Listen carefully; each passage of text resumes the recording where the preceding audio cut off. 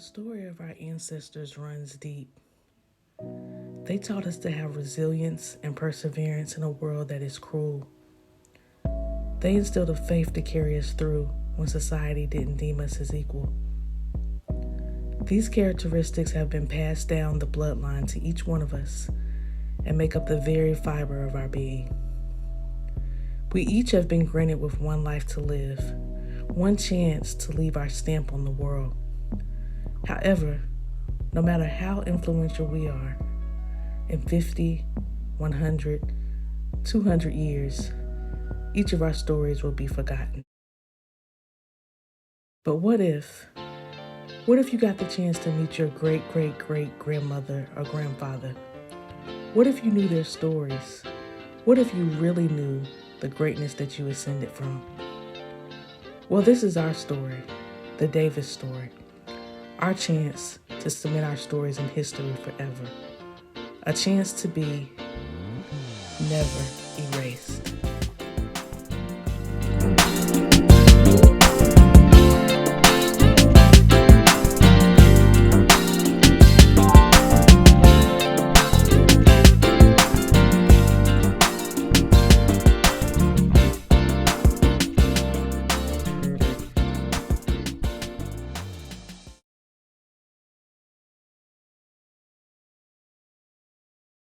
All right, a cookie. So, our first question for you is the one I've been wanting to know. I still don't know after 37 years of life. Is I know your full name, so state your full name, but then let us know your nickname and how you got that name. Okay. My name is Gretchel Dolores Davis, of course. And how I got my first name, Gretchel, um, when I was born, my mom was thinking about the uh, book Hansel and Gretel. So that's what she was thinking my name was going to be. But when the nurse wrote it down, she spelled it Gretchel, which was Gretchel. Oh. So they decided to let it stay as that. So that's how my first name came about. Cookie, I really, Mama could not figure out why. They was different one was saying, "Oh, you're so sweet," that I was. You're such a sweet little child, So they just started calling me Cookie, and I think one of my aunts did say that I used to love cookies, and she said especially oranges and that type of thing. So they just started calling me Cookie, and that name has gone for 80, almost 82 years. Oh wow! So you got that as a young girl? Yes, Okay. yes. Until Mama's brother, for years, did not know my first name. And they gave me a gift for graduation, and he didn't know. He gave it to somebody else because he didn't know my first name. So I told him, I said, "You all start using." So when Connie and I got married, we never did use any nicknames. We called each other by our first name. Gotcha. Yes, okay. Yes. Now, what year were you born, and what sister are you? What are you? Second? Yes. Third? Okay. Yes, I was born in Greensboro. Okay. And I'm the second child. Okay. Yes. Gotcha. We learned from Aunt Faye and Grandma that there was a first child. What's her name? Shirley? Shirley. Yeah, Shirley. I did not know that. Yes, Shirley. Gotcha. Okay. So around the time you were growing up, did you experience or was it like segregation and Jim Crow? Like, did you guys like really feel any of that? Of course. It was very, when I started working, um, trying to pick up a little job and stuff. And back in the day, the majority of African American, especially the women, we had to go and work in the white women's houses, go and clean and babysit. So that's what I did to pick up a little money. Mm-hmm. And so yes, and segregation. Believe it or not, I was there. Woolworths was across the street when I finally, in my after I graduated. Mm-hmm. I started working at Tallhammer's department store, and Woolworths was right across the street. And I would go over there for lunch, and I could not sit. I had to stand aside, and they would hand me whatever I ordered. So I went through that, and so I remember when they had the boycott. The buses and would come into Greensboro. I mean, people would come from everywhere, but our pastor, Bishop Ledbetter, wouldn't let.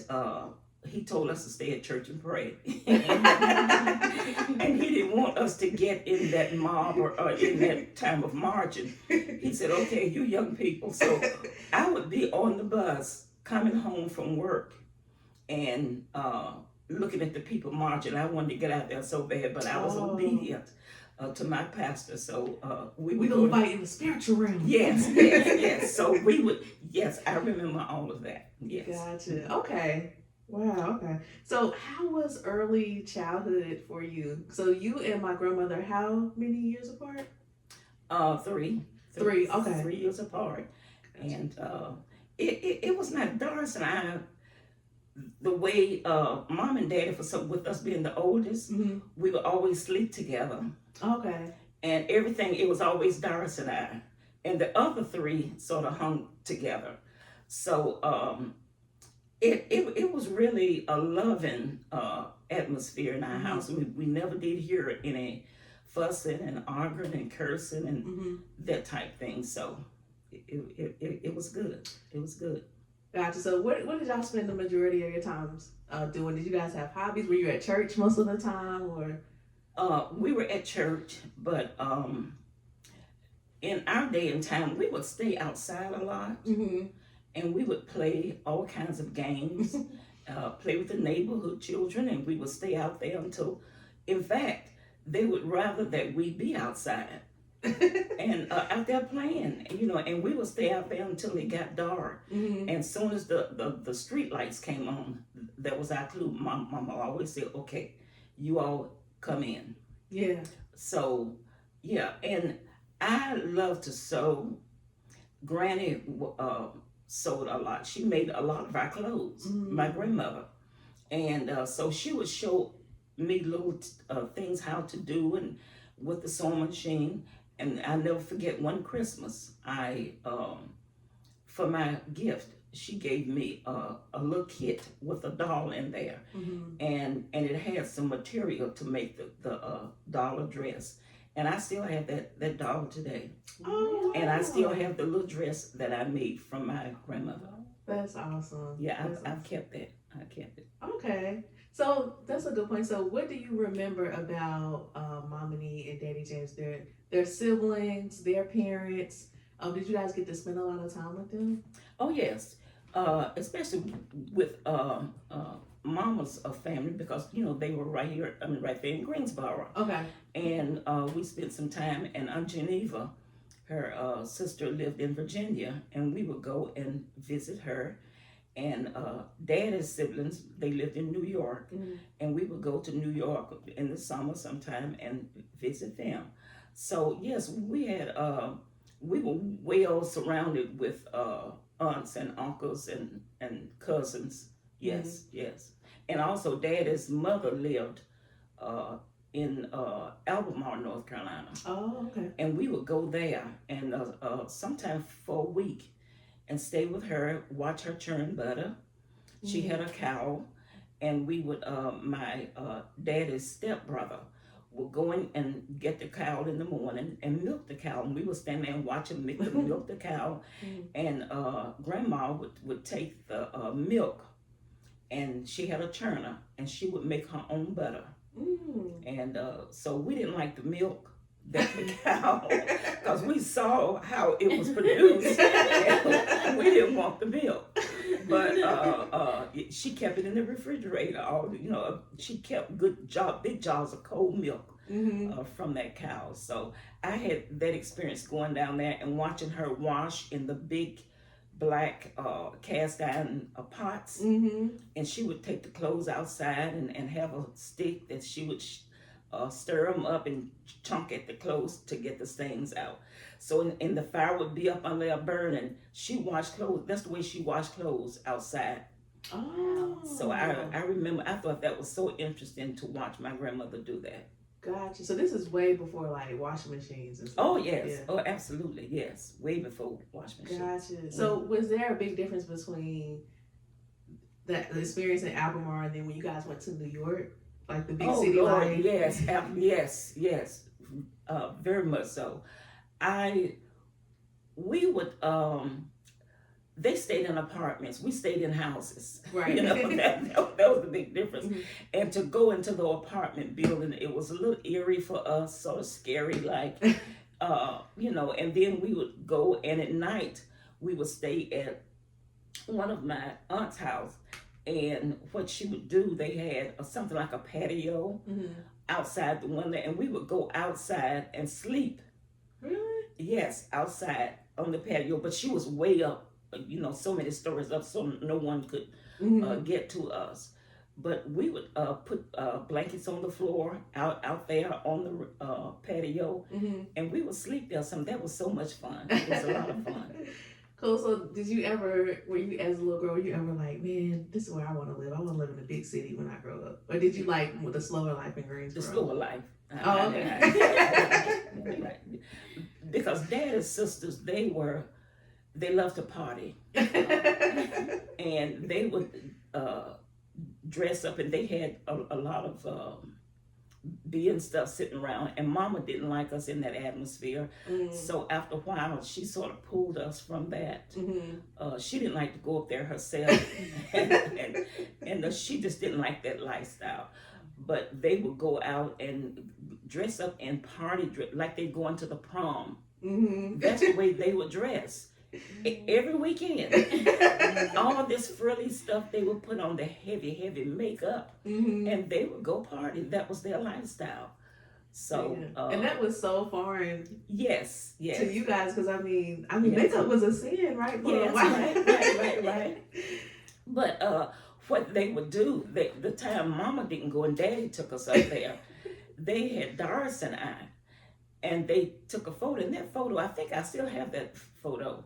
And where they put little pearls on our neck. Aww. And fixed our hair and gave us a dress, and the sleeves were out. and we were standing up there, Darcy and I looking at each other and said, oh Lord, now Mama's gonna get us. But I don't care what Neat says, you know, you all gonna dress. So we've had pictures with them and they tried to get us out of the way we were raised. Out of your shell a little bit. Out of our shell a little bit. But I thought that was so neat. You know, they curled our hair, and a little necklace, to me, that was a big thing, you know, and to have my arms out. So yes, that was the life that his side of the family.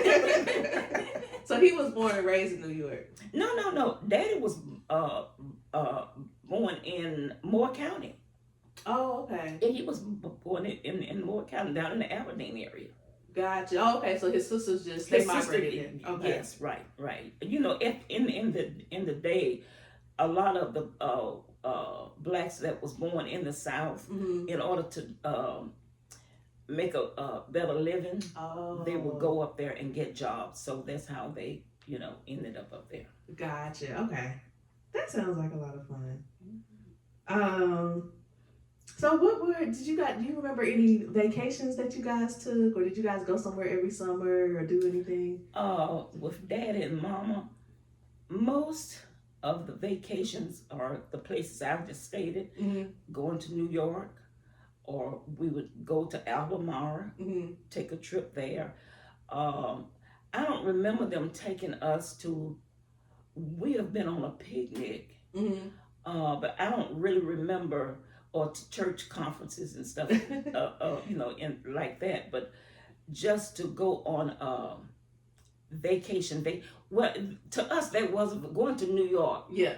That was our vacation, because we got to see all the buildings, and they would take us around, you know, see various famous buildings. Yes. Gotcha. Okay.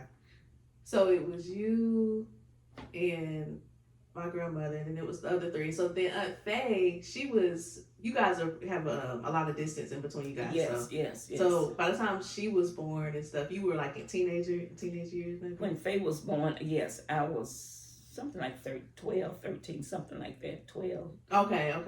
Something like that. Gotcha. Because when Faye was born, and another thing I wanted to add, back in the day when we were raised, when my time, it was the start of World War II. And we were involved in that. I was as a child. So Mom would give, I'm backing up a little bit, but I thought this would be important. Yeah. Mom would give us, the government sent everyone in Guilford County a ration book with stamps, green stamps. I'll never forget those little green stamps. She would send Darcy out to the store to purchase some 1 week. The stamps, you couldn't get anything but meat, and then maybe the next time you couldn't get anything but cheese, whatever those green stamps, so that was the way. And then they would have blackouts because of they didn't know whether was it Pearl Harbor, whether the bomb was going off.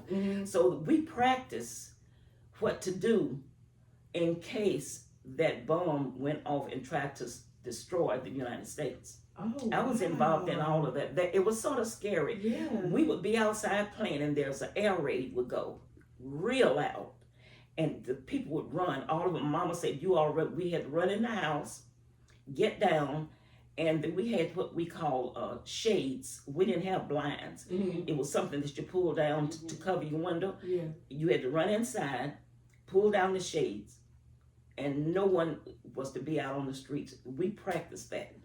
It wasn't just in Greensboro. It was the whole United States. That's what we had to do. Wow. So I was, that part of my life was very. When I look back, I said, "Wow, I was here during World War II." Back then, saying a lot. But yes. Now, did Daddy James serve? Yes, Daddy did. Daddy served. Was that before you guys were born? Yes. Well, no, I think Doris was born. We don't really remember. I don't remember him serving. I think right at the beginning. Yeah. Okay. So maybe he was just transitioning out. Yeah, right. I don't remember that. Okay. Gotcha. Let me see. Did you guys have a TV or radio? A radio. We got to listen to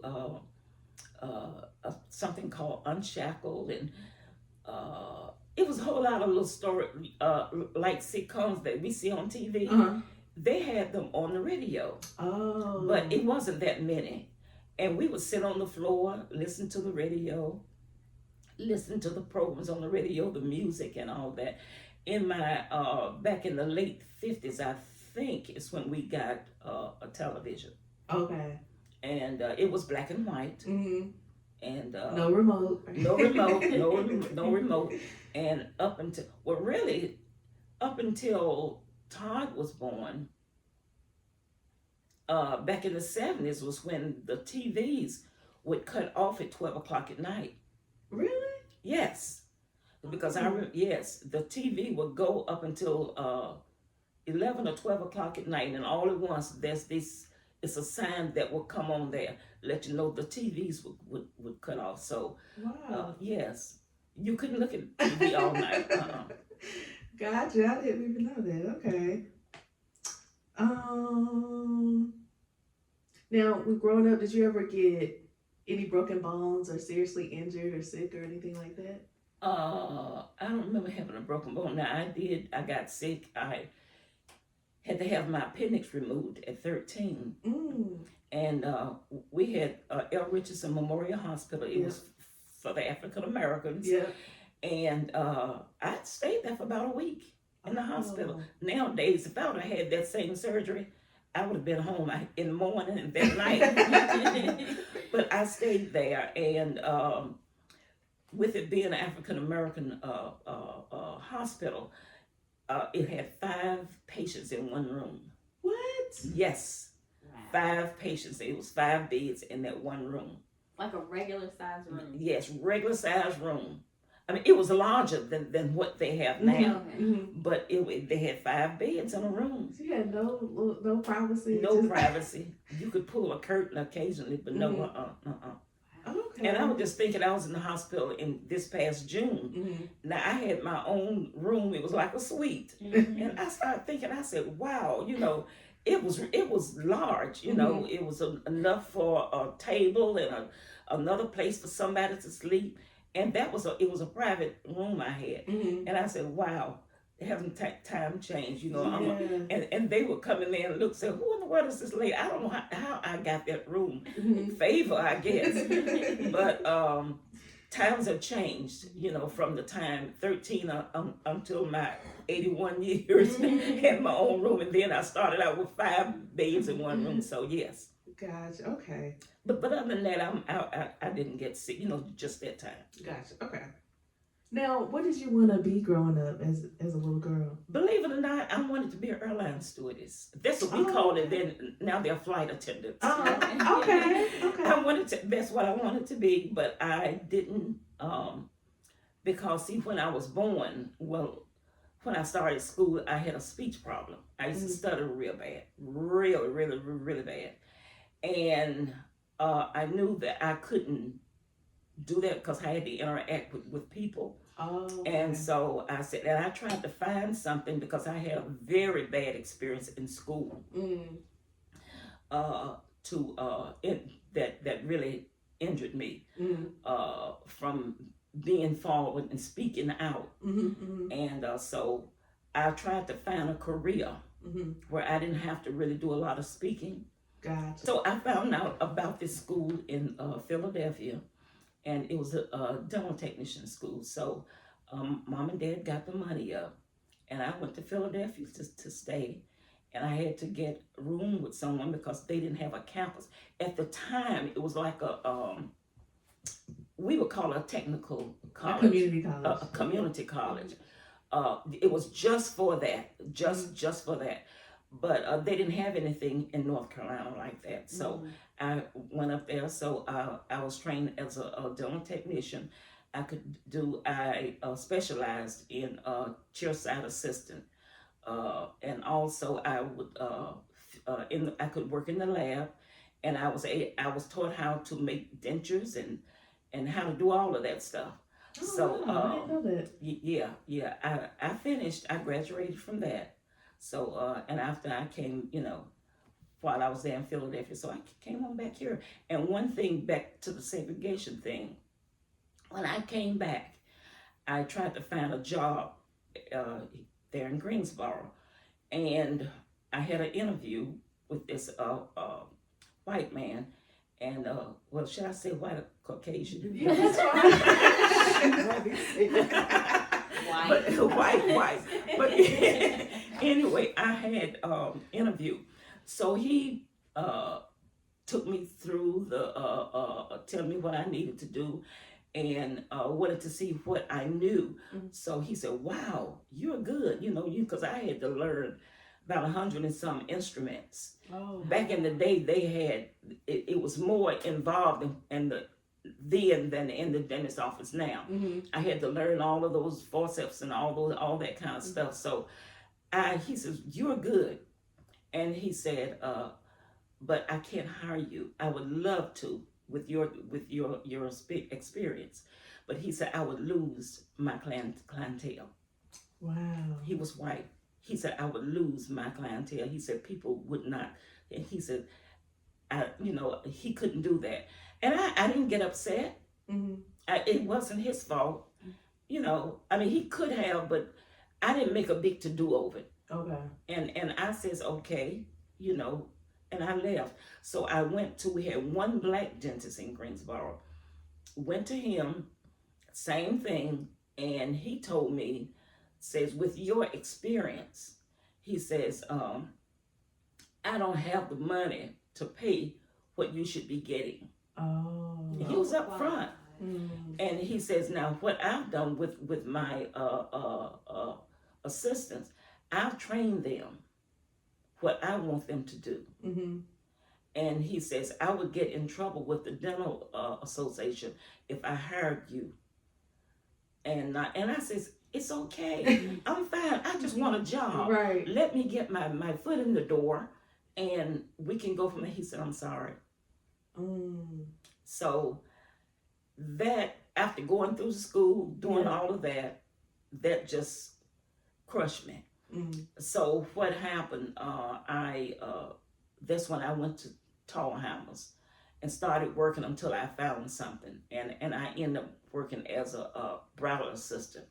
Gotcha. I would direct the weddings for the Black Americans. They trained me how to do that. Oh, I didn't know that. That's cool. I would travel with the bridal gowns and go to the various churches and do that, and then they did the whites, and all of their blacks that would come in there, I would go, and assist them doing their wedding. That sounds like fun. Yeah. That sounds like a lot of fun. And also with my school, and that's what you're speaking of, I end up what I do because of, then again, with my speech, I was very withdrawn to a certain, would you, I don't know whether you all could figure that out. Look at me and tell that now. But I was. It something happened in school with one of the teachers. I got ready to do a report in music. And we had to read the report. So I got ready to read the report, and when I stood up, the class just started laughing because they knew that I was going to start stuttering. They laughed, and instead of her correcting it and directing their attention in another area, another way, she started, and she says, if you don't read this, I'm going to give you an F. Oh. Knowing that everybody, and I saw she had a smirky look on her face, and she was black. Hey. She had a smirky look, and and to see her laugh, and she got tickled too. And every time I tried to read it, of course, the anxiety and the nervousness didn't help at all. Yeah. And I sat down, and do you know I got an F on my report card? Oh wow. My mom and dad didn't protest. That hurt me. Yeah. But they didn't know. I didn't hold it against them. Yeah.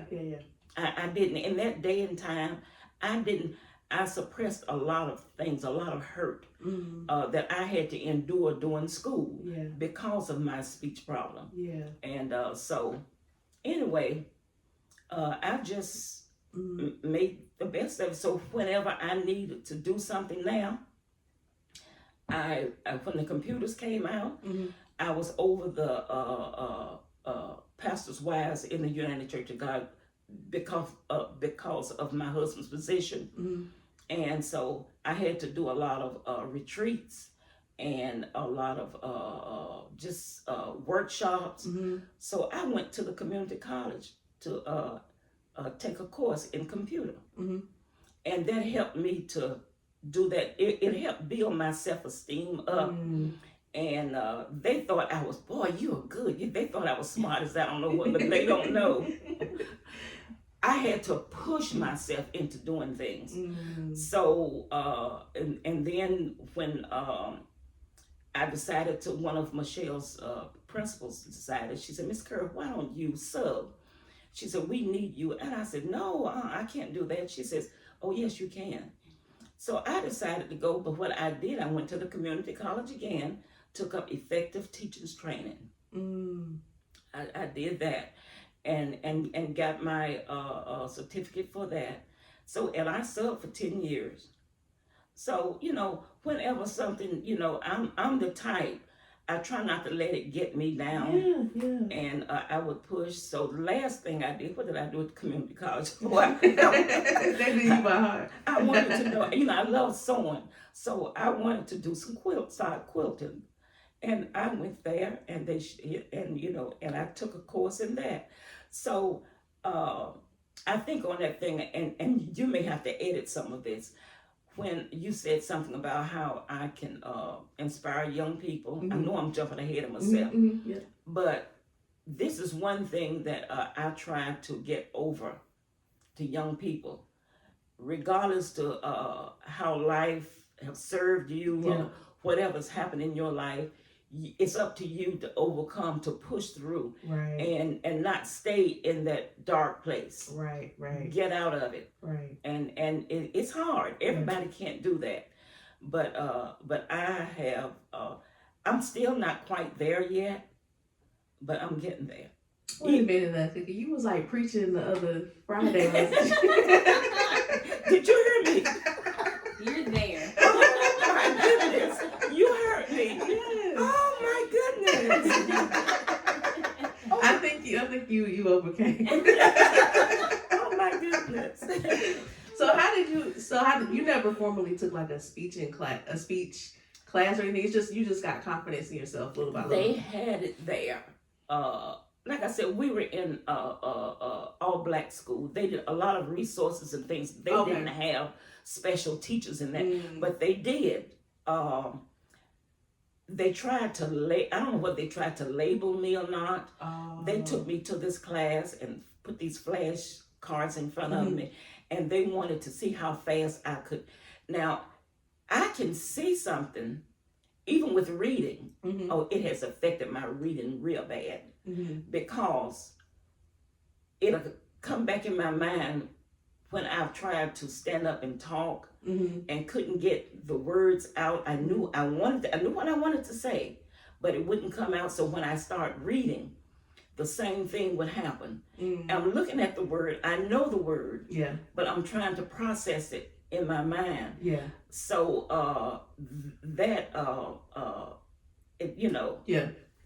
So I'm like I said, I'm getting there. Gotcha. That's an awesome story. Like you said, you didn't let that keep you down, but no, you just kept getting educated. You got confidence and get myself confidence and stuff. Okay. Are there any rebellious things you did as a teenager? I don't really, to be honest, I don't think I rebelled to a certain extent. One thing I did, we couldn't go to the games. Mama wouldn't let us go to the games. 'Cause that was a sin, right? Yeah. And you what I did, no movies, no games, no makeup, no pants, earrings. Right. Dudley had built the first gym, the gym that's there now. Yeah. And so I told Phil, I told Mom that they wanted all the students there. We had to be there. So I was able to go, and I knew that there was it's a game. All they were doing was the first game, and I wanted to say I was at the first game. Okay. And Carolyn Neal was there, who played for the Globetrotters. Oh, wow. He was playing.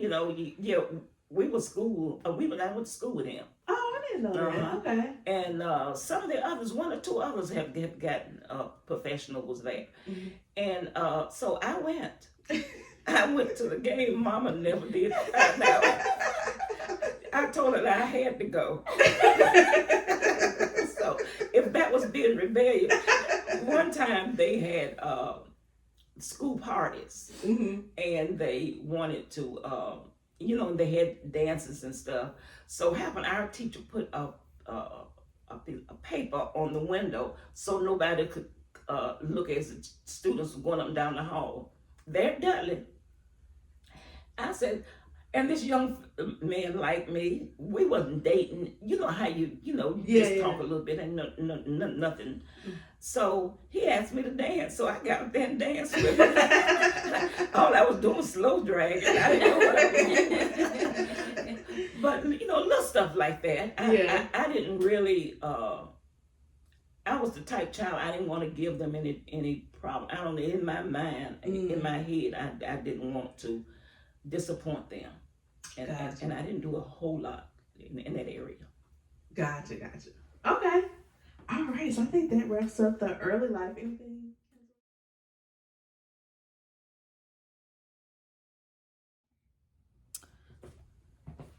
Okay, so moving along to midlife. So, Were you allowed to date, and what age were you allowed to date? We were allowed to date. It wasn't that, for some reason, it wasn't that big of an issue Mm-hmm. with us dating. We never really discussed Mm-hmm. whether we could or couldn't. Mm-hmm. Because, especially like I said, I have to go back with Doris and I. We sort of, it just happened. We just started, it was around in high school. Yeah. In high school, and I had this young fellow to come, and he took me out to eat or something like that, but no big deal, no, because we wasn't going to the movies at the time. so and then when and then it was another. Well, it was about 2 or 3 fellas that I was dating, and then when I went to Florida with your grandma, I started dating this fella, and he would take me out. We would go to singings and that type things, quartet singings, and whenever they have something at the arena, little stuff like that. Yeah. So, but no big deal, Yeah. Okay. So then, how did you meet Uncle Chunk, and how did he get his nickname? Because his size. he He was always chunky. Okay. He was chunky fella. 13 pounds when he was Yeah, he was 13 pounds when he was born. Oh my God. That was one reason. Jesus. 13 pounds when he was born. Whoa. So that contributed to his nickname. Okay. Yeah. But we started in church again. I didn't really, how some girls, we were around talking, and we were talking about who Dola Purcell and some of the others. We were talking about the young men in church. Yeah. And we were saying, so and so is handsome. I said, Connie Curry is. I said, that is one nice young man. I said, he is so handsome. I said, oh, you know how you girls. I said, wow. And Dola went and told him that I said that I liked him. I said, no, she didn't. But he said he was thinking the same thing. He wanted to talk to me. But he was trying to get his nerve up to come to me. But when Dola said that, he said, okay, Yeah. So that's when he let me know, that, and we started talking, and would come up, and Mom and Daddy would let him come. And one time we were just talking and walking down the street and just going to downtown Greensboro. It was lit up, and all the stores, that's when they had all the stores open and everything was flourishing down there. And we would walk up and down the street holding hands, looking in the mirror, the windows, and standing there talking and doing it. And believe it, I don't know how we ended up. We would go to the airport, and that time you can go up into the area where when you're waiting to get on your plane. It wasn't a lot of security then. We would go and sit up there, watch the planes go off. That was just entertaining for us. Can you imagine going on a date? And we would go out to eat. Oh, wow. Do little stuff like that. But we did that for a while.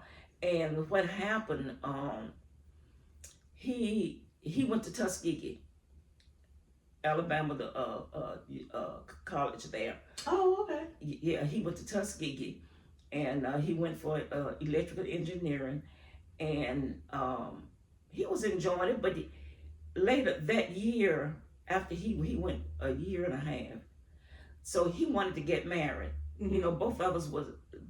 By that time, we were in church, we were saved, and he said, listen, he wanted to go on and get married. So he told his dad, and of course they didn't hear that. They fussed and whatever. But anyway, they thought he was too young. No, they wanted him to finish his education. His dad was paying for it out of his pocket. Like, look now. Yeah. So what he decided to do, without his parents knowing it, he went and enlisted into the Air Force. Oh, Then he wow. told them later. Ooh. Okay. And he said, well, Daddy, he says, if I go into the Air Force and he said, later on, I can go back to school Mm-hmm. and get my degree. And he says, this way, I can, just marry and do whatever, the traveling and all of that. Mm-hmm. So that's what we decided to do. In the meantime, while he was in basic training, he was in college. After he finished, that's when I went to Philadelphia. Oh, okay, okay. Okay, the two of us, we kept missing each other. He would come home on leave. Come home from college, and then I was up there, and then after he started basic training, he went to Utica, New York, upstate New York. Mm-hmm. So he would come down to Philadelphia to see me, Mm-hmm. and we dated and go out and eat and all that. So I really wasn't in love with him. I liked him, Mm-hmm. but I really wouldn't say that I was just really heads over heels and all that. But what happened? I'll tell y'all a good love story. Hey, here we go. When he came to see me one time, so I went with him to the airport, and he got on the plane, and when he was going off, that plane going up, my heart broke. Tears just started just rolling. Uh-huh. I said, oh my goodness, I'm in love. It just really just got me, because he was leaving. Yeah. He was just, and I said, oh my goodness, he's gone, Yeah. So after I came back, finished, and started working at Tallheimer's. That's what I was telling you earlier. Mm-hmm. And so we decided that we were going to get married. Okay. So, and how I think it was on that page, how he proposed. Yeah, yeah. We love to play Scrabble. Oh, okay. So Mom and Dad lived on Willow Road, and the house is still there now. I said, I can't believe we stayed in that house. But Mom and Dad, it was right there at Powerhouse, not that far from Okay. Powerhouse. And we were sitting outside at a table playing Scrabble, and he had spelled out the words, "Will you marry me?" Oh. And I'm sitting there looking, didn't get it at first. I said, what in the world is he spelling here? I said, you're supposed to be writing the word. And he was down there and he wrote he found enough letters to write the whole thing down. And I'm sitting up there and I was just dumbfounded. I said, are you serious? I said, he pulled the ring out. I said, oh my goodness. So, I told him yes. Your family was there? Mom was in the kitchen cooking. Okay. And he put my ring on. I left him outside with crying in the house and telling Mama, look, I got a ring. And Mama was happy, but Mama wasn't just hoopla, that's just Mama. Okay, baby. She was laughing, and she said, oh, that's nice, that's nice. So, and I went back out there. I says, who else knew about this? He said, your daddy. I said, my daddy. He said, no, I talked to your daddy. He went gone to daddy. I didn't have no idea. Uh-huh. He and daddy had a good talk. And he told daddy what his plans was, and that, he had dropped out of college, and, and said, I'm going to take care of your daughter, and blah, blah, blah. And daddy said, okay, I guess he gave me away then, consented, Yeah. So that's how that came about with our courtship. And really, we dated for about almost in all this span of time, with him in school, me in school, and then him going to basic training for 5 years. Oh, wow. Okay. But we ended up, getting married. Had a beautiful wedding. I got my wedding book. I'll show it to you all after a while. Okay. My wedding book, and would you all believe Angel was my flower girl, Oh. and Bucky was my ring bearer. Oh. Yeah, I have some pictures in there.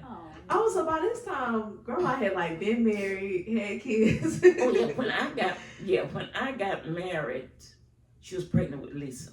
Oh, wow. Lord. Okay. Okay. When I got married, she was pregnant with Lisa. She was up there. It's some pictures. I don't know if you can tell whether she's pregnant or not, but she was pregnant with Lisa. Okay, gotcha. Mhm. Okay. Grandma wasn't playing no games. Mhm. Okay. So, Okay, so you guys get married. So what did life look like after that? Did you guys get a house Oh. together? Did you stay in Greensboro?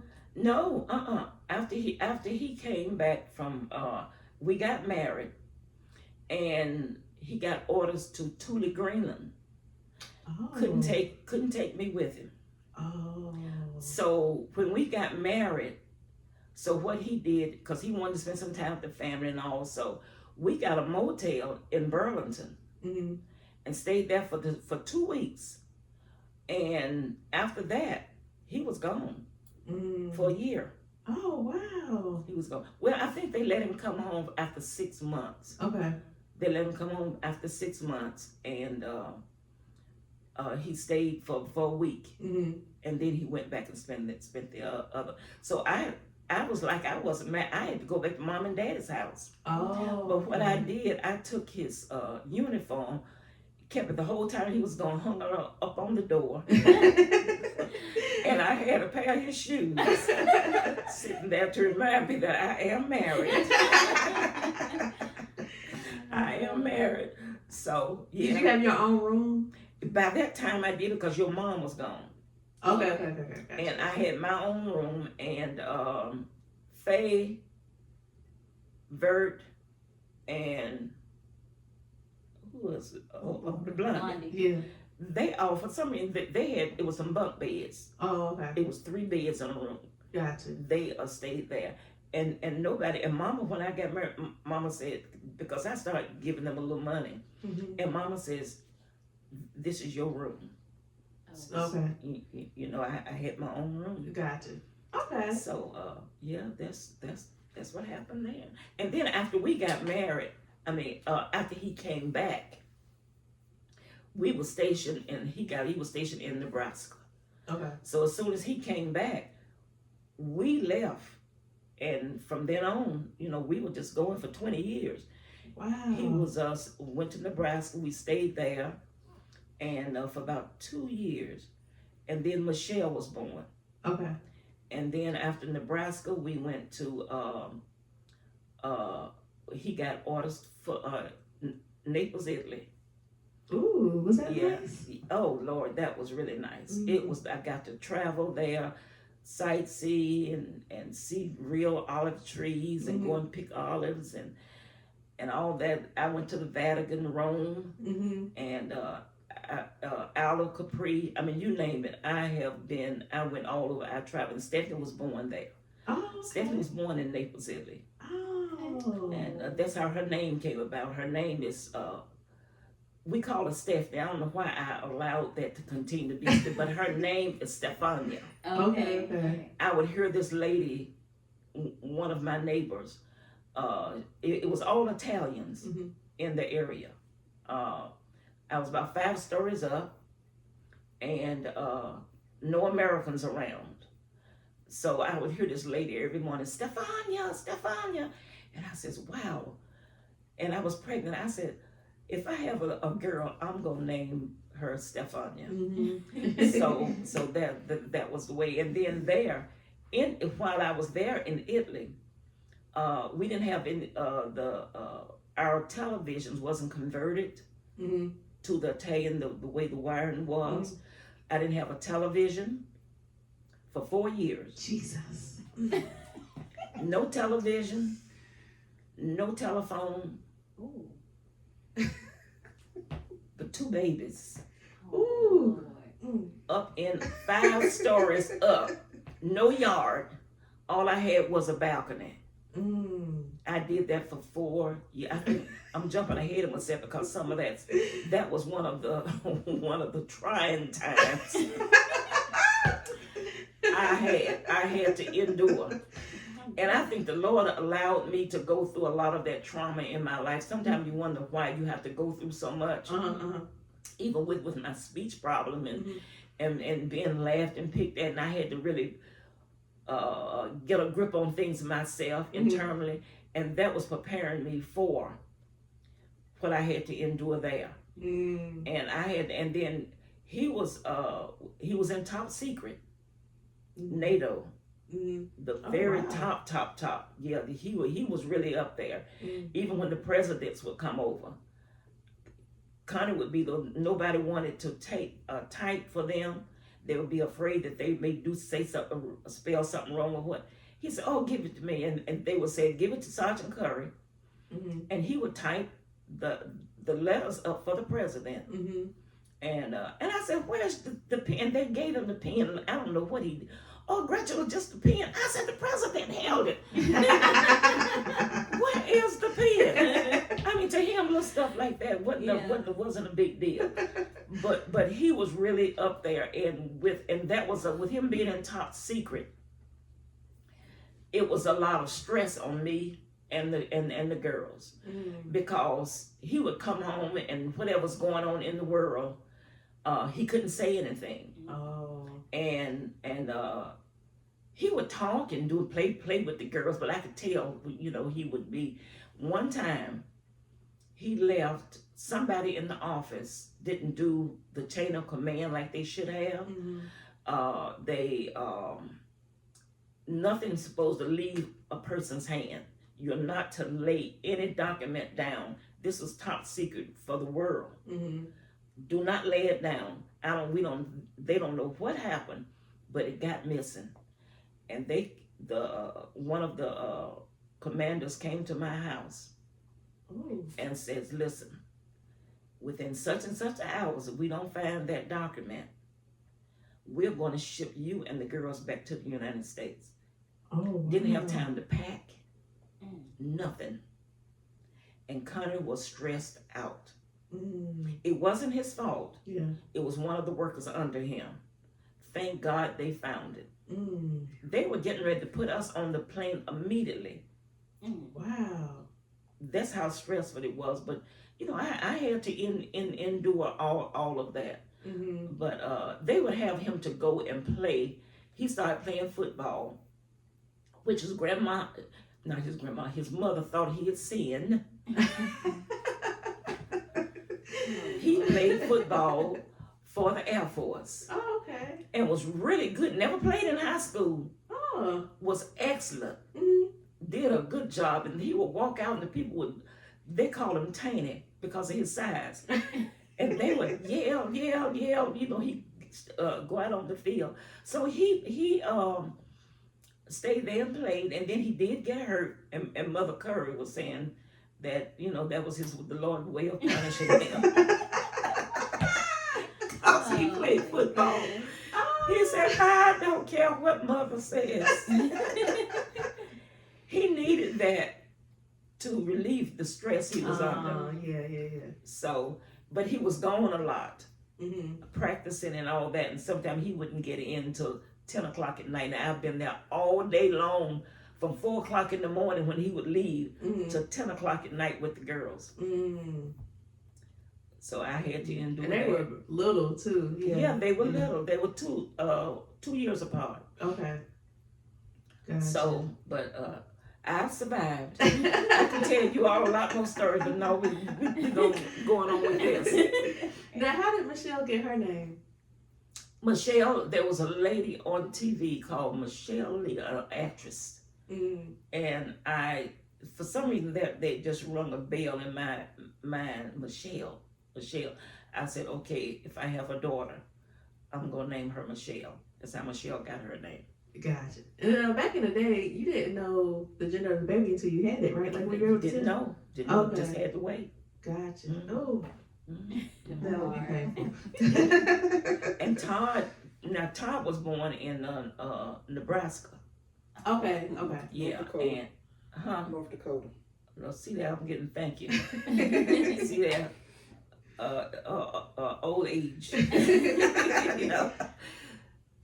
Todd was born in North Dakota. Gotcha. And how his name came about, I was working at a daycare because I wanted to get out of the house. I was tired. So I got out and I said, well, I started working at a daycare. And there was a little boy, a little fat, little cheek boy. He was so sweet. He would come up to me and give me hugs. And I was pregnant then.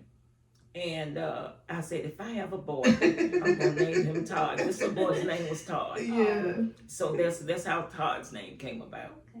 Okay. So you know, with three children. 3 children. Okay.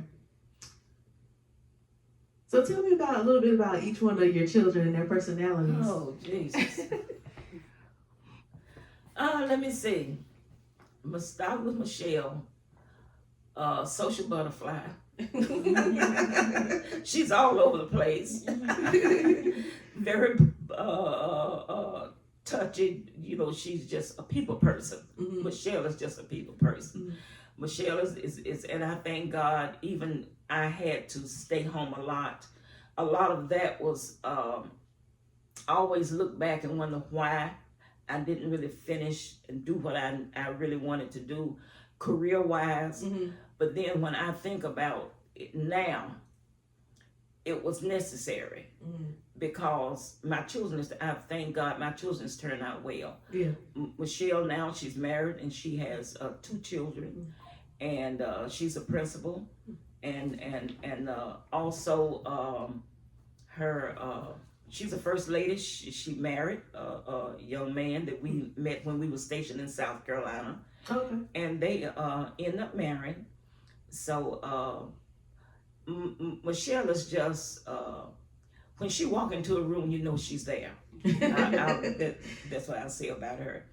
Stephanie is more quiet, not quiet. She's more to herself. She's more serious minded. Mhm. Michelle is bubbly. Stephanie's more serious minded. She's more like her daddy. Mhm. If you want something done, if you want perfection Mhm. and work ethics, Mhm. that's Stephanie. She's gonna get it done. Even in her teaching, she just retired from teaching for 30 years. Very well liked Mhm. with her faculty. Her peers there, they talk. When I walk into school, everybody thinks she is the best. Mhm. And all of the area where the school was, it's a rich area. Mhm. And the word got around in that little community. Those houses are way up in almost $500,000 houses, and some are $1 million. But their children, the word got around when their children started Stephanie school. Look for Miss Curry. They wanted their children because she didn't. She was what she said she meant, Mhm. and she didn't take a lot of stuff. I mean, she really. You would think she was mean, but she was a very disciplined person. She didn't, if she said walk down the hall in a straight line, you better walk down. And some of the teachers would see her class coming. They could not understand how she would get all of those students walking down the hall and had the hands in the back of them. Yeah. I mean, that's the type. In her class, you would walk in there, everybody was on task. Yeah. Nobody's up out of the seat walking around, and she didn't have to raise her voice. Mhm. That was the type of person Stephanie is. So I thank God for that, and Todd is. Oh, Jesus. Todd is all over the place. So his mind is just. I told him one time, I said, a mind is a terrible thing to waste. So he's doing so much now. I told him, I didn't tell you to blow your brain out. Todd is a very, of my 3, academic wise, Todd was more smarter, that's what we say. He was more into learning, and he excelled more grade point average, really. But he didn't want any of his peers to know that he was smart. He would do just enough to get by so his daddy wouldn't get on him. And with Michelle, the same. So when the 3 of them went to college, now Todd and Michelle, they were on the National Honor Society. Stephanie never did get the National Honor Society. And but going to college, Stephanie graduated cum laude. the other two smarter, but they didn't. And even Todd dropped out of college. He went to UNCG, dropped out. We paying the money. Went to community college. Thought he was in college. My husband do not know today. He's gone. Todd had dropped out. And Lord knows where he was going. Oh my goodness. Leaving home. We didn't know where. I thought Todd was in school. One of the instructors said, Miss Curry, we were just calling trying to check and see has Todd withdrawn from college. And I said, what? She said, we haven't seen him in such and such a time. That was Todd. Just irresponsible. But he would get jobs here and there. So his daddy told him, said, now you gonna get you a job and pay for this college. You drop it out too much. Mm-hmm. But anyway, thank goodness a few years ago, after he started pastoring, he saw the necessity of really finishing. He was trying to get his young people at church to really go back to school and make something of themselves. So he didn't even tell me. He enrolled in UNCG, and I was there to see him finally walk across the stage. Awesome. So he did, and he's good in his music, done well in his music. Very good speaker. I mean, very. I enjoy hearing him break down the word. He's talented at doing that, and so he's made me proud.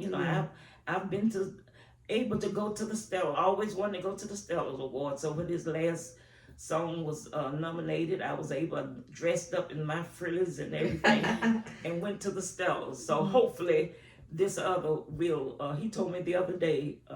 Hopefully this other one will be nominated. So he said, "Okay, Mom, you're getting ready to go again." So I'm grateful for him with that and what he's doing. All of my children, and now I can say they get on me.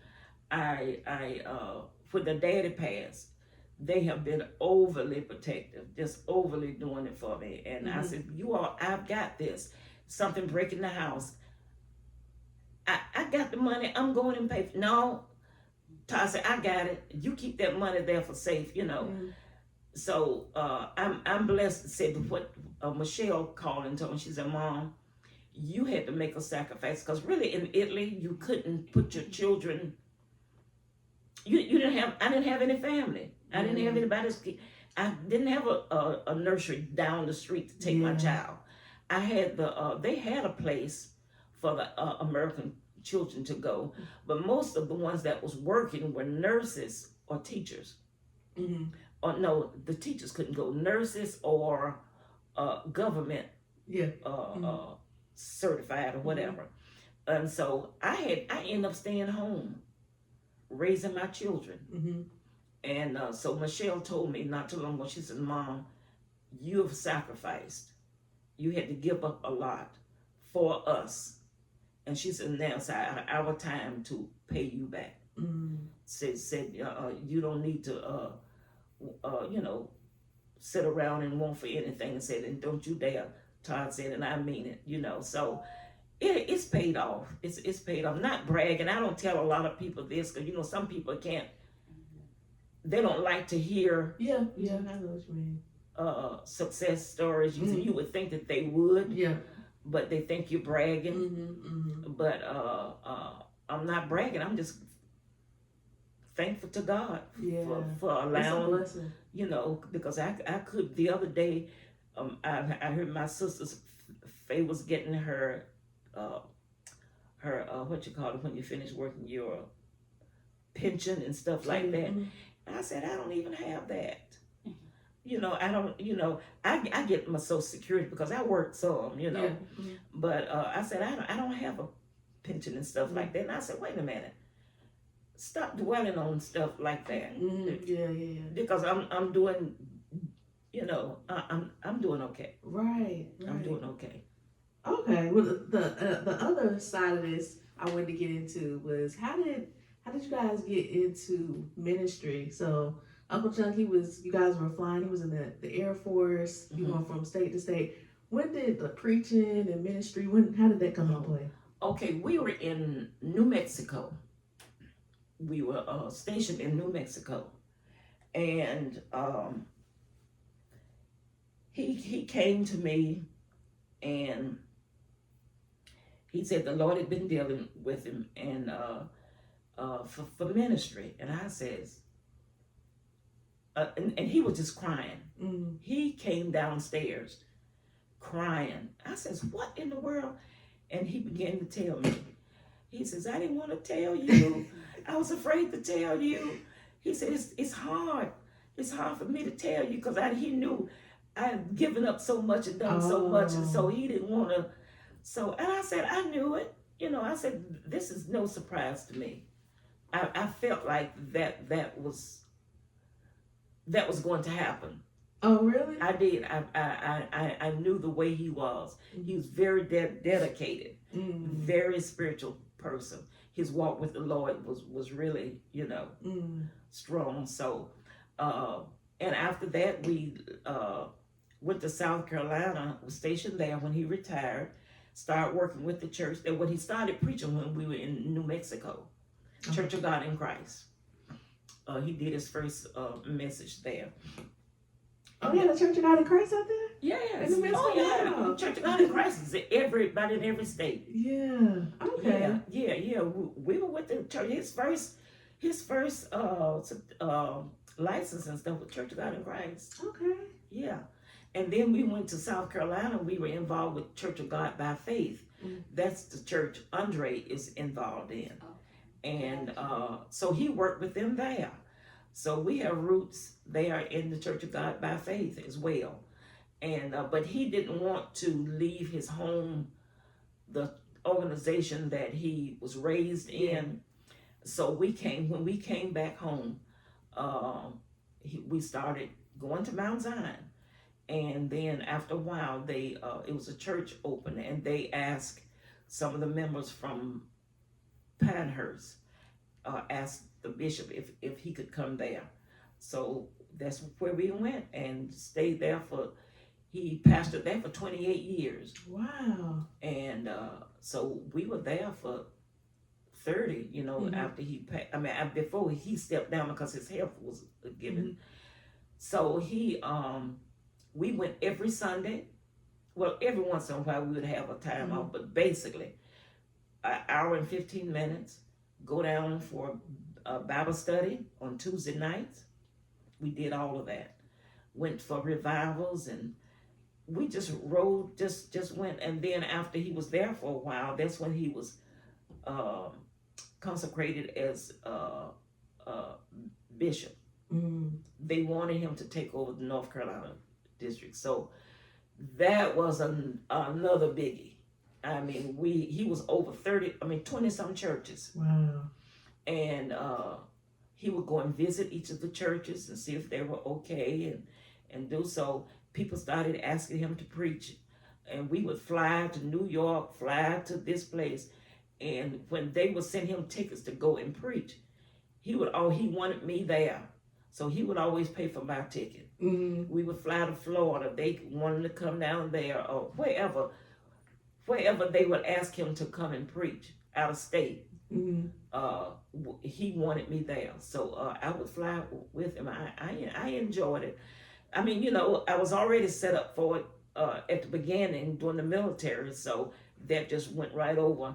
So I left the military with him being in charge, and then now he's in ministry in charge, and here I am still going behind him, doing what I have to do. So now, how did you feel were you intimidated, like being a first lady? At first I was, because the older women there, of course, absolutely. And they would want you to stand up and say something, and then when I get nervous, you can hear my tremble in my voice, and then that nervousness triggers that speech problem that I had, and when I would be around certain people, like the older mothers, I would stutter. I mean, they couldn't tell it, but it was just. So yes, I had to really live up to a whole lot, with those mothers they expected me to do this and I was the type. I wasn't a rebellious person. Mm-hmm. That wasn't in my nature. Now another lady just told me the other day her husband just was consecrated as bishop. She said, "Now your spirit and mine, we're different." She said, "Now I'm not putting up what you put up with." And I said, "Well, times has changed. Times has changed." You know, I remember I used to be so proud when we go to conventions. And Uncle Chuck's the bishop. I tell my friends, like, yeah, you know that's my uncle, right? Oh. He run this whole thing. Yeah, I used to love it. Todd up there on the organ. How did Todd get into playing the organ and like being a musician? Like when did his musical gift start to flourish? Todd, well, hear Michelle tell it. Michelle said they were in a prayer line. I don't know whether you remember Pastor Shavers or not from New York. Yeah. From New York. Yeah. They were in a prayer line, and Michelle said she in the line. Todd was behind her, and some more men in line. So Pastor Shavers started praying and told Michelle, said, "I'm gonna pray that the Lord anoint you to play." Oh. And she said, "When you get out of the will of the Lord, that anointing will going to leave you and get on the person behind you." Then that's the story I've been told. So Michelle was supposed to be the one. Michelle really said. Michelle had Todd, was showing Todd how to play some chords, didn't she? She did. She would. So she can play a little bit. She's still on Twinkle Twinkle. And she would show him little stuff. I think Twinkle Twinkle Little Star, and there's another little tune that they have used to play to start playing. And that's how Todd started. So he started practicing. He would put his his daddy bought him a keyboard, and he would stay in there and practice and practice and practice. And then we anointed his hands. I saw that he wanted to, so we prayed with him and anointed his hands, and he just picked up and just started playing. So how old was he around that time? Todd was in high school. Oh, okay. He was in high school.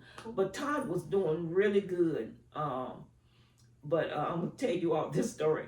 Todd and that's when Todd started rebelling. He some of his friends around here, and he had started college too. Mm-hmm. And when he got in college, he just went whatever he was taught not to do. He decided he gonna, which it worked out. Things happen. How I found out that Todd really wasn't doing what he should have been doing. I was telling one of my friends, I said, "Wow, we had a wonderful time at church." I said, "That Todd was just playing." I said, "He just played," and I said, "Oh, it was good." She says, "Todd saved." I said, "Okay, something's wrong with this picture," because Todd and her brother were good friends. Oh. And I says, "Okay, if somebody asks, is somebody saved? Something they're not doing." But I didn't get on him. Mm-hmm. I didn't even mention to him at the time. Mm-hmm. But what I started doing, and then when he got in college and started rebelling, you all probably heard him tell the story. I would take olive oil, anointed oil, and put it in when I wash his clothes when he bring them home from college. Oh, wow. I put it in the wash machine, and I prayed over his clothes. Mm. I would go in his bedroom, lay on his bed. Mm-hmm. I would fast and pray. Just cry out to the Lord. "Lord, Satan, you will not have my son." He didn't know any of this. Yeah. And that's what I did too. And then eventually he came on back in. Yeah. Gotcha. He came. And then he just started, he's gifted. His grandfather was a writer. Dad Curry was a writer. Okay. He has several poems that he would write. Mm-hmm. He would stand up in church and read them, his grandfather. Mm-hmm. So I guess that gift passed on down to him. And that's how he started writing songs. It was passed down from his grandfather. Okay. And he's anointed to write stuff like that. I mean, it's just amazing, just amazing. And that's how he got started in his music. Okay. Awesome. That's my dream, for me to live vicariously. It's too late for me to play the organ, but live vicariously through one of my sons. Yes, of course. You can do it. You can do it. You can do it. Okay. You on the right track. When they went to college, Yeah. I cried. That thing hurt me so bad. And with Stephanie was the worst. I got in the car. What happened? Stephanie didn't want to go to college. And her daddy says, you are going and you're going to stay on campus. You need that experience. Excuse me. So when we got there, the dorm, what was it? The lady over the dorm, what did she call? The dorm director, I put it that way. Just very hard to me. Just harsh. She wouldn't know. I guess those girls, she tried to have this hard face, because those girls come in there thinking, okay, I'm away from home, I'm going to do whatever I want to do, blah, blah, blah. So she acted like she was just mean, And Stephanie didn't want to go, and Stephanie was crying. And that thing tore me up. I said, Connie, please go back and get her. I said, she can commute. Nope, he wouldn't give in. And to leave my child there, knowing, to look on her face, I came home crying like I don't know what. I couldn't take it. I mean, it was really bad. It's like it the was first bad. day of school, like pre-K. Right.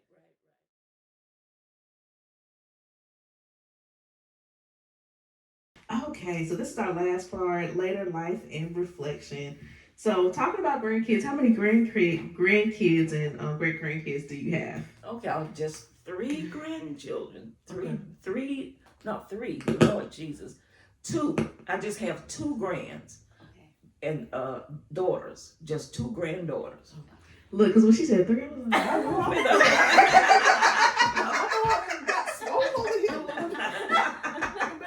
I was like, is it a secret, baby? See, what y'all didn't know was that. just 2 granddaughters. 2 granddaughters. Okay, how did it feel becoming a grandparent for the first time? Oh Lord, it was just awesome. I mean, really, I was there during the birth of both of them. Got to see, and I even videotaped Tiara coming into the world. Oh wow! Okay. And I was right there in the room with Andrea. Her daddy, someone else videotaped that one. Well, I think I did, because they said since I did the other one. But I was there, and such joy just to hold those little ladies. And of course, I had started buying stuff when Michelle first said she was pregnant, and I'm continuing to do so. I just absolutely, they are my heart. They will call and talk on the phone, and now they are, in their 20s. We'll talk about boyfriends, and they just open up to me, and I talk to them. They'll tell me some stuff they want to talk to their mother about. Yeah. And Michelle upset. Well, why can't they talk to me? I said, listen, I listen. You fuss. So I just listen to what they have to say, and then I give them my advice. So it's been a joy. It has been a joy. Awesome, that's awesome. So who have been like your longest friends?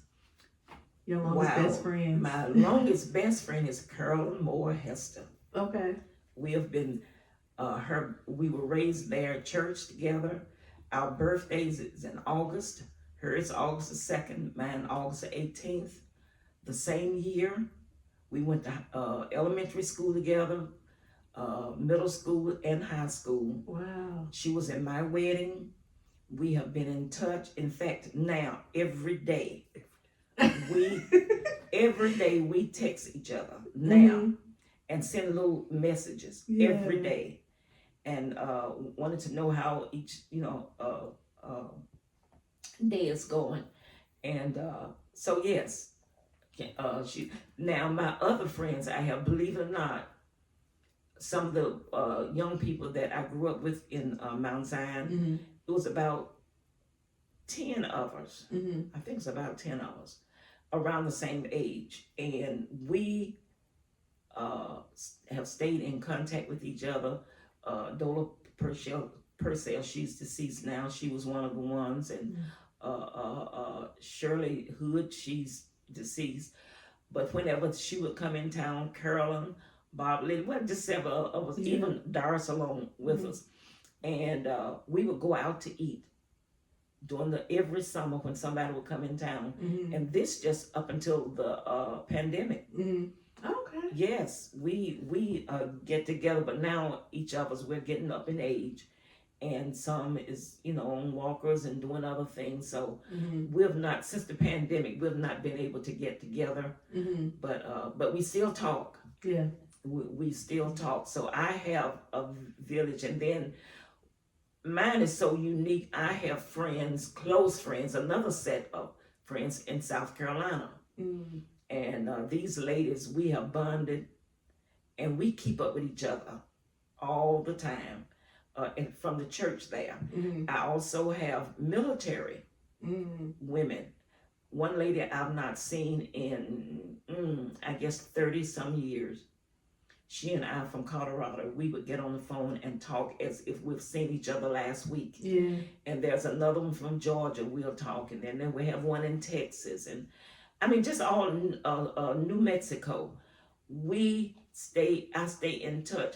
One lady in Florida, haven't seen her in 50 years. But for some reason, I've been blessed to have so many friends, people that I can call friends. Yeah. So, yeah. Okay. And do you still keep in contact with your siblings? Do you guys have close relationships? Yes. Oh, yes. We'll call during the day and check on each other. And if I hadn't heard from my brother, I call and check on him. And to see how he's doing. Yes, that's one thing. We will call and check on each other. And then with Doris, Faye, and myself, we're in the same church, so I get to see them often. Oh, that's right. Okay. Yeah, I get to see them, but I don't get to see Jimmy as often. So I'll call him, and I stopped by his house last week. I just ran to the door and got me a hug and talked to him just a little bit. Yeah. So that's the relationship we have. That's awesome. Okay. What are the most important things you've learned in life? Oh boy, to be, as I said before, be yourself. Don't try to please others. And one thing that I always say, be careful how you treat people, because it's gonna come back on you.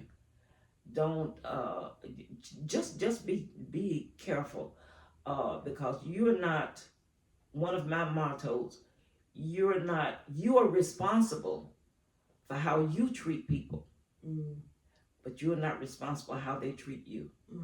Yeah. That's one of the things I try to live by, because people can hurt, they can say things against, and you'd be surprised of the hurt, the talk I've heard, from people saying little things, no biggie, but some people, and there's another saying, hurt people.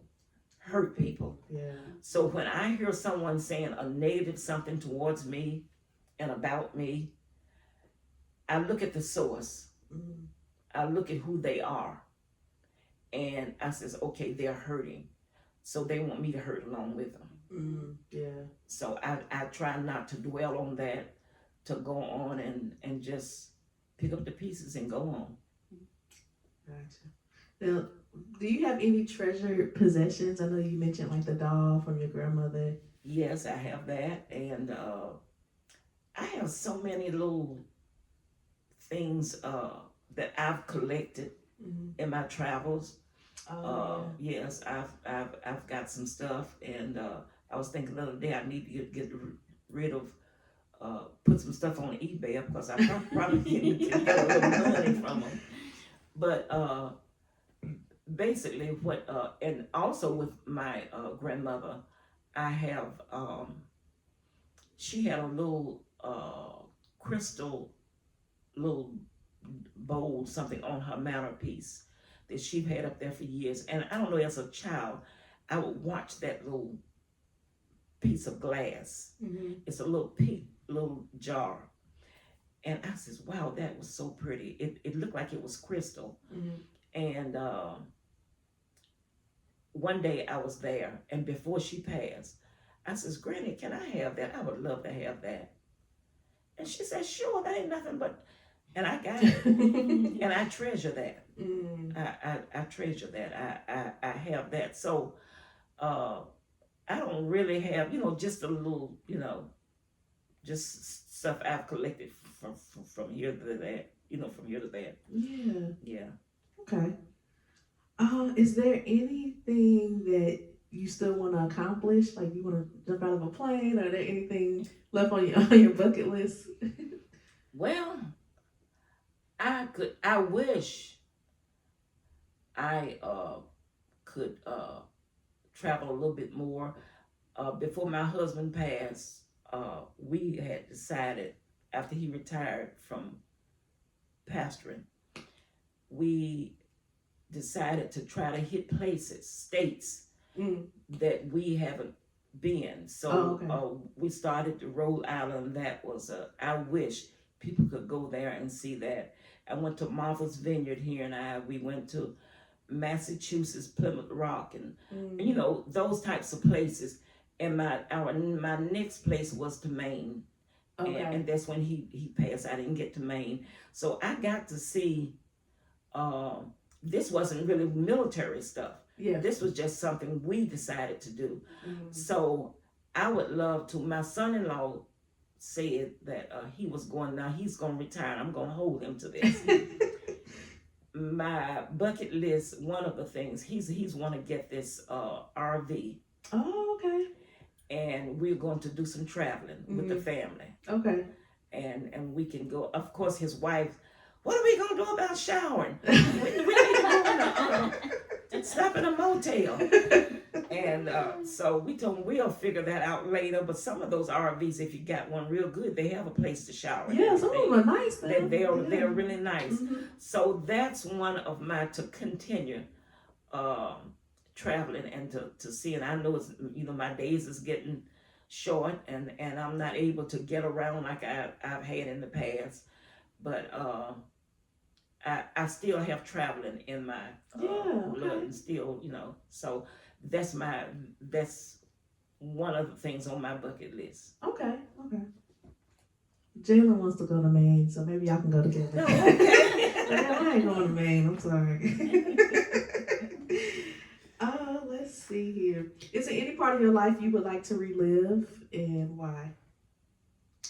I would like to relive. I guess you keep hearing me going back to my husband. Yeah. I would love to, if he was here, I would love to relive with him again. Mm-hmm. And to be able to, some things that I didn't accomplish and whatever, just to, some things you would like to do over again. Yeah. But you can't. Yeah. But that was something, that's one of the things I would love, but I know it's not going to happen. Mm-hmm. I know that. Yeah. But that's what I wish that would happen, but it's not going to happen. Yeah. Okay. But I'm going to be okay. Yeah. Okay, we're almost done. I'll see how I can phrase this. So, society is so much different today than you talked about, like not having the TV and the radio and all of that. Which do you prefer? Do you prefer like back in the day, or do you like it now with all the technology and things we can do? Good gracious. Of course, now things are more convenient. Mm-hmm. But then when you look back at the security part, I would like to go back. I wouldn't mind, because we didn't have to worry about a lot of crimes and stuff. We didn't have to lock our doors. we could just go out and go. I mean, be gone for days. Didn't even have to worry about stuff like that. Yeah. And even I would walk at around Walmart. I would park my car way at the end of the parking area, far away from Walmart, and just walk back. That was my time of walking. I can't do that now. Yeah. My children told Mom, don't do that because somebody watching you that, and you got to walk all the way back down there. Said that's not a good thing. Gotcha. Security part, I mean, but I don't know which one I would rather. Well, I guess I would rather because things are so convenient now. Yeah. I don't want to go back to, washing in a Ringo washing machine. Yeah. Now the old Mount Zion, now I would love to go back and to those services there. It was just so powerful there. Yeah. Everybody was just the church, and that church was much smaller than what I thought it was. At the time, it seemed like it was a nice church. But before they tore it down, we went there and had service. That church was small. But just that experience there, I would really love to go back. It was so much. Yeah. Well, really back then we didn't have a lot of worries that we have today. Just take life as it comes. I didn't have a lot of responsibilities. Yeah. So. Okay, so this is the last question. What do you want your legacy to be? What do you want people to say about you? When our family watches this 40, 50, 100 years from now, the generations in the Davis family. I want them to say that she was loving, she was kind, she cared about us.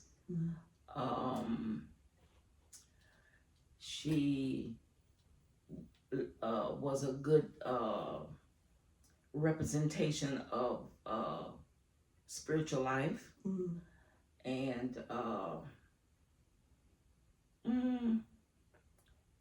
basically, she meant what she said, and that would be what I want them to really remember me by being personable, caring, loving.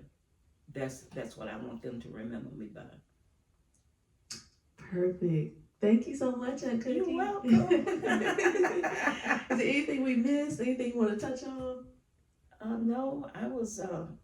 One thing I do want to say, let the young people know, and your son probably would love this. Now, way back then, in my early years, how and I was gonna have something at church concerning this pretty soon. How we were raised on the street we lived back in the day. We didn't have we didn't have refrigerators. We had what we call an ice box. Oh yeah. And the man would come around, and there was an ice man would come around, and he would deliver ice. Mama had to put a poster. They had to tell how much ice you wanted, whether it was a hunk, or 25-pound or 50-pound of ice. You put that sign on your door that says 25 or 50 pounds, or whatever pounds it was. The man had what you call an ice pick. He would take that ice pick, cut that ice with an ice pick, bring it to the house. Now, we were so excited when those chunks we would be standing there, all the neighborhood kids. And when he chopped that ice, pieces would fall, and we would be out there grabbing it like it was some candy or ice cream or something. Everybody was trying to get a piece of that ice because it would fall on the street. And sometimes someone didn't get in, and he would chunk a little bit and give a little bit of it for us to eat. And it was a white man. I guess he said, these little black children, Get excited over his water.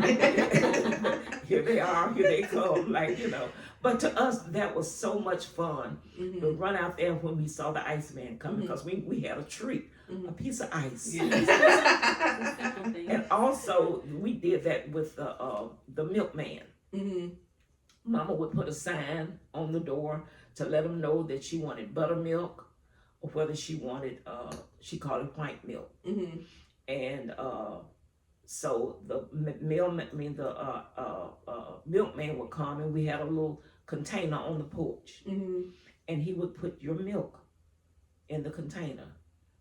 There was the milkman would come around to the doors, and then there was a vegetable man would come around, and they would give us no, we had to pay for vegetables. Sometimes we would get just a tomato, and we would have a little pennies or something, and they maybe for 2 or 3 pennies we may buy a little tomato just to sit there and eat. And they brought the vegetables around, and the mom would go out there and pick what she wanted. So that was so exciting in the day. This was back in the 50s. Back in the 50s. Gotcha. So eventually they made it where you could start getting it from the grocery store. Or could you always get it from the store? We could go to a grocery store. But it was fresher. But it was fresher. And then the only grocery store that was close to us was, believe it or not, was Mother Moore.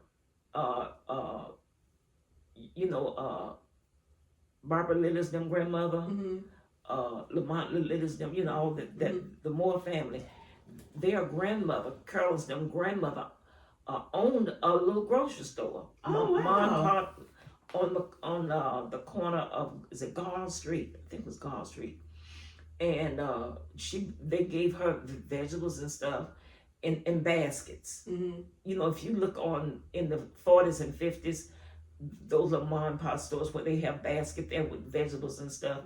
That's the way her store was. Oh, cool. And we could go there. That's where we went to buy stuff, potatoes and that types of things. Gotcha. Okay. Cool. That is cool. So I enjoyed that. So okay. that's it. Thank you. You're welcome.